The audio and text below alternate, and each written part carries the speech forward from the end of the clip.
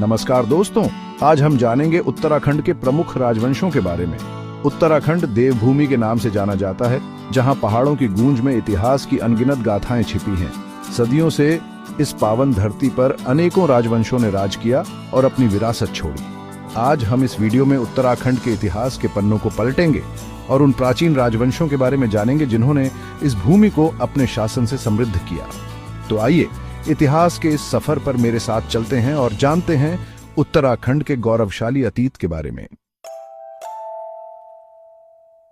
दोस्तों, हमारा पहला पड़ाव है कुलिंद राजवंश। दूसरी शताब्दी ईसा पूर्व से लेकर तीसरी शताब्दी ईस्वी तक कुलिंद राजवंश ने उत्तराखंड के कुमाऊं क्षेत्र पर राज किया। कुलिंदों को गणतंत्रात्मक शासन व्यवस्था के लिए जाना जाता था, जहां राजा का चुनाव होता था।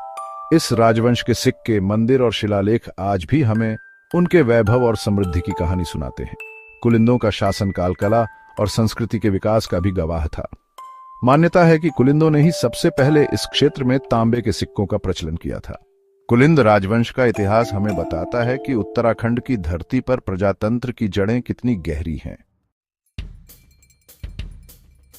अब हम बात करते हैं शक राजवंश की, जो दूसरी शताब्दी ईस्वी में उत्तराखंड में स्थापित हुआ।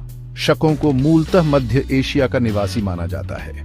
यह राजवंश अपनी सैन्य शक्ति और बहादुरी के लिए जाना जाता था। शक राजाओं ने व्यापार को बढ़ावा दिया और उत्तराखंड को एक महत्वपूर्ण व्यापारिक केंद्र बनाया। उनके शासनकाल में निर्मित मंदिर और स्तंभ आज भी उनकी कला और स्थापत्य की गवाही देते हैं।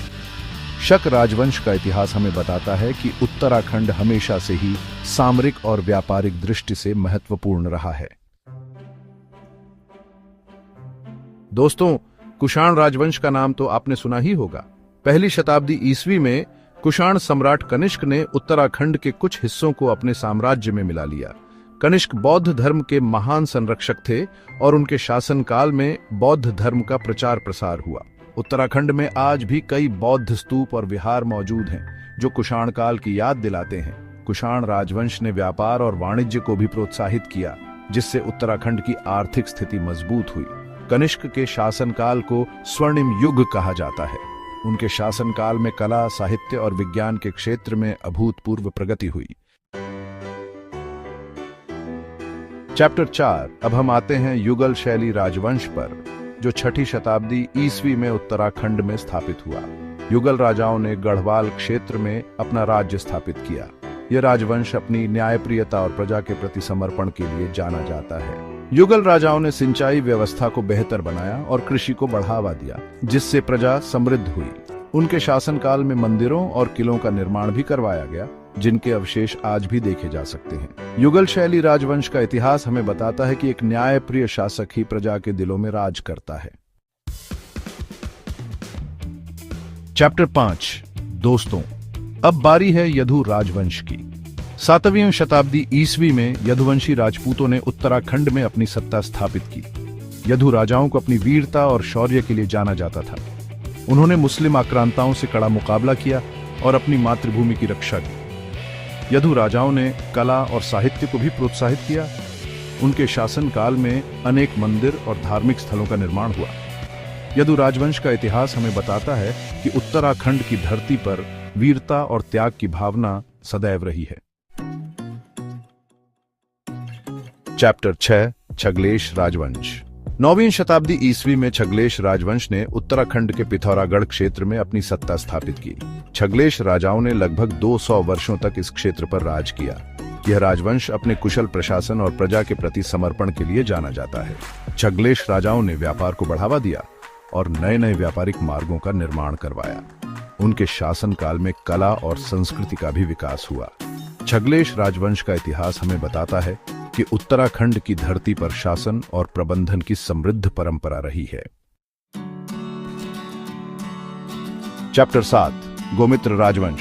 दोस्तों, अब हम बात करते हैं गोमित्र राजवंश की, जो 10वीं शताब्दी ईस्वी में उत्तराखंड में स्थापित हुआ। गोमित्र राजाओं ने कुमाऊं क्षेत्र में अपनी सत्ता स्थापित की। यह राजवंश अपनी धार्मिक सहिष्णुता और न्यायप्रियता के लिए जाना जाता है। गोमित्र राजाओं ने सभी धर्मों को समान रूप से संरक्षण दिया।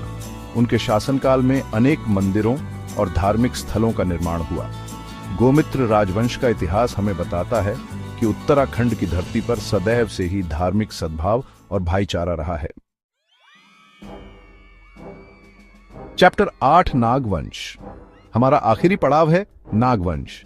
12वीं शताब्दी ईस्वी में नागवंशी राजपूतों ने उत्तराखंड में अपनी सत्ता स्थापित की। नाग राजाओं को अपनी वीरता और शौर्य के लिए जाना जाता था। उन्होंने चंद वंश के आक्रमणकारियों से कड़ा मुकाबला किया और अपनी मातृभूमि की रक्षा की। नाग राजाओं ने कला और स्थापत्य कला को भी प्रोत्साहित किया। उनके शासनकाल में अनेक भव्य मंदिरों और किलों का निर्माण हुआ, जो आज भी उनकी शक्ति और वैभव की कहानी बयां करते हैं। नागवंश का इतिहास हमें बताता है कि उत्तराखंड की धरती पर शौर्य और वीरता की गाथाएं पीढ़ी दर पीढ़ी गाई जाती रहेंगी। धन्यवाद। तो दोस्तों, ये थी उत्तराखंड के कुछ प्रमुख राजवंशों की कहानी।